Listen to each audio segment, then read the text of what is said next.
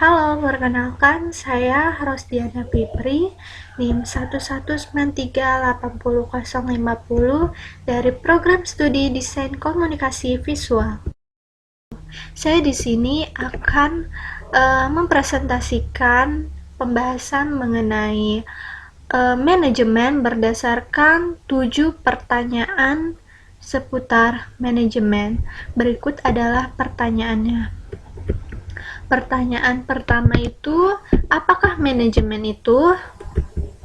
Yang kedua, manajemen dibagi menjadi berapa konsentrasi dan jelaskan minimal 5. Lalu yang ketiga adalah mengapa dalam industri kreatif DKV memerlukan adanya manajemen. Yang keempat, unsur-unsur apa saja yang menjadi pendorong keberhasilan dalam membangun manajemen perusahaan yang baik.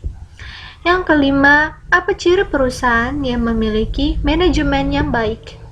Yang keenam, apa standar manajemen yang baik itu? Dan yang terakhir adalah sebutkan 2 perusahaan dengan manajemen yang baik dan ceritakan bagaimana mereka membangunnya. Berdasarkan pendapat dari para ahli di bidang manajemen, yaitu Mary Parker Follett mengatakan bahwa manajemen merupakan seni untuk menyelesaikan pekerjaan melalui orang lain. Dari definisi ini kita bisa ketahui bahwa seseorang perlu adanya yang mengatur ataupun mengarahkan orang lain demi melakukan sesuatu yang dapat mendukung tercapainya tujuan dari sebuah organisasi ataupun perusahaan. Lalu, menurut Henry Fayol ini mengatakan bahwa ilmu manajemen adalah ilmu yang mengandung gagasan ataupun ide mengenai 5 fungsi utama, yaitu merencanakan, mengorganisir, memerintah, mengkoordinasi, dan juga untuk mengendalikan. Kalau misalnya kita simpulkan dari 2 pendapat para ahli ini, manajemen itu adalah ilmu yang digunakan dalam proses merencanakan, mengorganisasi, mengarahkan, dan mengendalikan kegiatan untuk mencapai tujuan organisasi maupun perusahaan secara efektif dan efisien dengan menggunakan sumber daya organisasi maupun perusahaan tersebut. Pertama adalah manajemen strategi. Manajemen strategi ini tugasnya adalah untuk menyusun, melaksanakan, serta mengevaluasi keputusan lintas fungsional untuk mencapai sasaran yang ditetapkan. Lalu ada manajemen keuangan. Manajemen keuangan ini tugasnya adalah untuk melakukan perencanaan, pengelolaan, pengendalian, pengelokasian sumber-sumber dana ataupun aset secara efektif dan efisien. Tentu tujuannya adalah untuk memaksimalkan keuntungan melalui perencanaan dan pengelolaan dana keuangan secara sistematik. Lalu yang ketiga adalah manajemen personalia. Apa itu manajemen personalia? Itu sering disebut juga dengan sumber daya manusia, yang tujuannya adalah untuk mengembangkan efektivitas kerja sumber daya manusianya sehingga memperbaiki kualitas tenaga kerjanya serta memberi aturan kerja yang efektif dengan produktivitas tinggi kepada organisasi maupun perusahaan.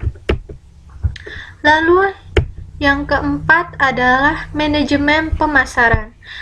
Manajemen ini berkaitan dengan pemasaran yang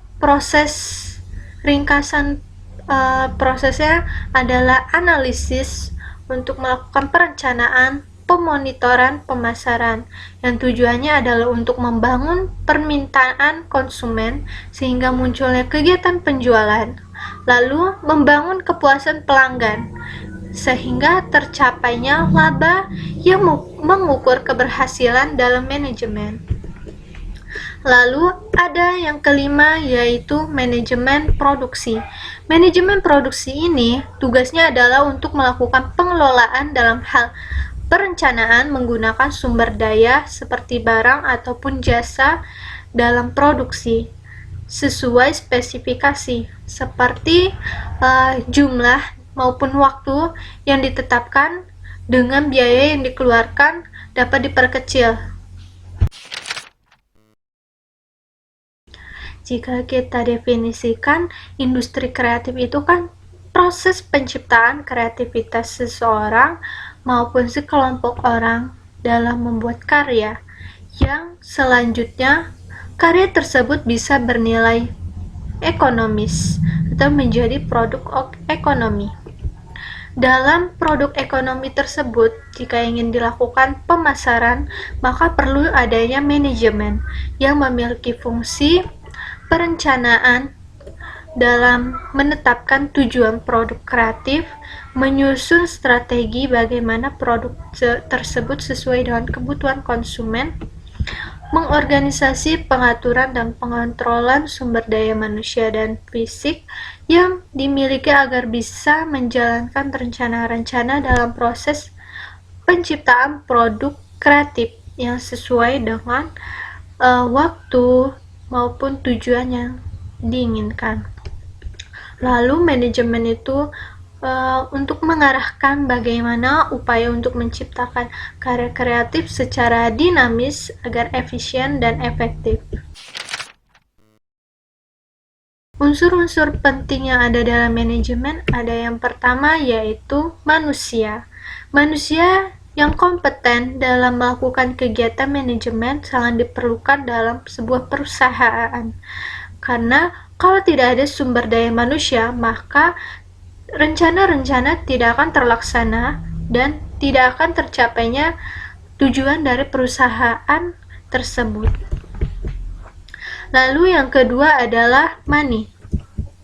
Money atau uang, pendanaan ini sangat dibutuhkan untuk melaksanakan rencana-rencana tersebut. Yang ketiga adalah material. Material dibutuhkan dalam manajemen untuk digunakan dalam mengolah bahan baku yang digunakan dalam membuat produk. Yang keempat adalah mesin. Mesin digunakan untuk mengolah material produk yang dibutuhkan. Jadi, berapa banyak mesin yang digunakan dalam pembuatan produk dengan waktu yang tepat itu perlu diperhitungkan. Maka itulah fungsinya manajemen di sini. Lalu ada metode. Metode di sini dibutuhkan dalam standar operasional untuk dapat mengolah setiap unsur-unsur lainnya. Lalu pemasaran atau market dibutuhkan manajemen dalam membuat strategi bagaimana membuat nilai permintaan terus berjalan ataupun meningkat sehingga aktivitas perusahaan terus berjalan. Tentu yang terpenting adalah terstrukturnya manajemen, seperti adanya manajemen level tinggi, menengah, ataupun yang bawah, yang memiliki tanggung jawab sesuai dengan ruang lingkupnya. Lalu memiliki tujuan dan tugas yang jelas, mengambil keputusan yang sesuai, di mana keputusan tersebut berpengaruh dalam hal pengoperasian perusahaan tersebut.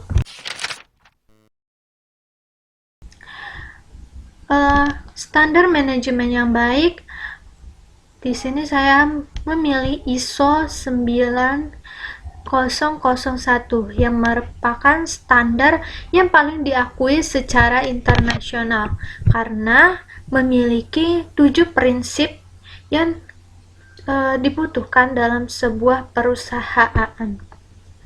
Yang pertama adalah fokus terhadap kebutuhan dan kepuasan konsumen. lalu adanya kepemimpinan yang baik dalam ruang lingkup perusahaan, lalu dibutuhkannya banyak keterlibatan orang ataupun sumber daya manusia. Lalu perlunya adanya pendekatan proses, lalu adanya pendekatan sistem manajemen, lalu adanya pendekatan faktual dalam mengambil keputusan, serta perlu adanya hubungan pemasok yang saling menguntungkan. Pertama, ada Hartono dan Facebook. Hartono sendiri adalah perusahaan asal Indonesia yang didirikan pada tahun 1978, di mana Hartono Suprapto menjual alat-alat listrik yang berlokasi di Surabaya. Lalu, pada tahun 80-an, Hartono mulai melakukan pemasokan barang-barang elektronik. Pada tahun 99, beliau dengan manajemen yang baru merubah nama Hartono Electric menjadi elektronik dan juga mendesain logo perusahaan, sehingga ini menandai bahwa perusahaan ini semakin berkembang pesat. Lalu manajemen dari Hartono sendiri memiliki kebijakan yang sama rata untuk setiap cabang perusahaannya, dan juga mereka mengutamakan pelayanan untuk konsumen. Yang selanjutnya adalah Facebook. Facebook didirikan oleh Mark Zuckerberg, yaitu yang resmi dirilis secara umum pada 11 September 2006.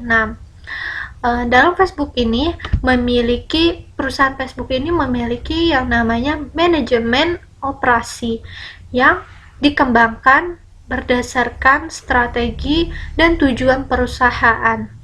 Jadi, dalam manajemen operasi ini memiliki 10 wilayah keputusan. Yang pertama ada desain barang dan jasa. Jadi, wilayah ini tuh bertujuan untuk mencapai satu desain produk yang dengan tujuan bisnis yang menyederhanakan manajemen operasional. Lalu ada manajemen mutu. Manajemen mutu ini berfokus untuk memenuhi persyaratan kualitas pelanggan di area keputusan strategis. Lalu ada proses dan desain kapasitas. Manajemen operasional ini digunakan teknologi online untuk meningkatkan inovasi produk memudahkan dalam penyebaran data secara efisien agar tim kerja difasilitasi oleh Facebook. Lalu strategi lokasinya mengoptimalkan kedekatan dengan sumber daya dan pasar. Lalu desain tata letak dan strategi memiliki efisien komunikasi internal dan penggerakan sumber daya manusia dan material. Itu tujuan strategi dalam pengambilan keputusan pengolahan operasi. Lalu ada desain jabatan dan sumber daya manusia. Untuk mempertahankan tenaga kerja yang memadai dan mampu untuk bisnis media online, Facebook menggunakan strategi perekrutan yang terus-menerus sehingga memungkinkan dapat mengakses bakat berkualitas dan karyawan untuk masa depan. Lalu manajemen rantai dan pemasokan. Ini berfokus pada fasilitas perusahaan.